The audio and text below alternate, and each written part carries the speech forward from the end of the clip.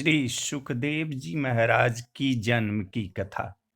महात्मा सुखदेव जी के बारे में हम आपको संक्षिप्त जानकारी दे रहे हैं कि महात्मा सुखदेव भगवान वेद व्यास के पुत्र थे। इनकी उत्पत्ति के संबंध में अनेक कथाएं मिलती हैं। कहीं इन्हें व्यास की पत्नी वटिका के तप का परिणाम और कहीं व्यास जी के तपस्या के परिणाम स्वरूप भगवान शंकर का अद्भुत वरदान बताया गया है। एक कथा ऐसी भी है, यह कथा कि जब इस धराधाम पर भगवान श्री कृष्ण और श्री राधिका जी का अवतरण हुआ, तब श्री राधिका जी का क्रीड़ा सुख भी इस धराधाम पर आया। उसी समय भगवान शिव पार्वती को अमर कथा सुना रहे थे। पार्वती जी कथा सुनते सुनते निद्रा के वशीभूत हो गई और उनकी जगह पर शुक ने हुंकारी भरना प्रारंभ कर दिया। जब भगवान शिव को यह बात ज्ञात हुई, तब उन्होंने शुक को मारने के लिए उसका पीछा किया। शुक भागकर व्यास जी के आश्रम में आया और सूक्ष्म रूप बनाकर उनकी पत्नी के मुख में प्रविष्ट हो गया। भगवान शंकर वापस लौट गए।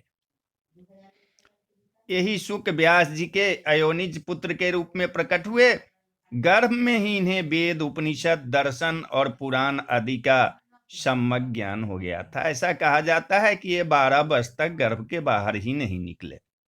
जब भगवान श्री कृष्ण ने स्वयं आकर इन्हें आश्वासन दिया कि बाहर निकलने पर तुम्हारे ऊपर माया का प्रभाव नहीं पड़ेगा, तभी ये गर्भ से बाहर निकले। जन्मते ही श्री कृष्ण और अपने माता पिता को प्रणाम करके इन्होंने तपस्या के लिए जंगल की राह ली। व्यास जी इनके पीछे पीछे हा पुत्र पुकारते रहे, किंतु इन्होंने उस पर कोई ध्यान न दिया।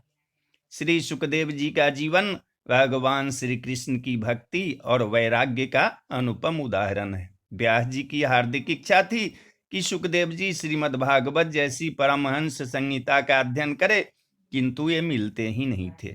श्री व्यास जी ने श्रीमद् भागवत की श्री कृष्ण लीला का एक श्लोक बनाकर अपने शिष्यों को रटा दिया। वे उसे गाते हुए जंगल में समिधा लाने के लिए जाया करते थे।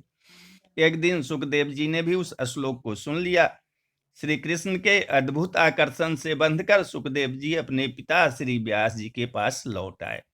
फिर उन्होंने श्रीमद् भागवत महापुराण के 18,000 श्लोकों का विधिवत अध्ययन किया। इन्होंने इस परमहंस संहिता का सप्ताह पाठ महाराज परीक्षित को सुनाया, जिसके दिव्य प्रभाव से परीक्षित जी भगवान के मंगल धाम के सच्चे अधिकारी बने।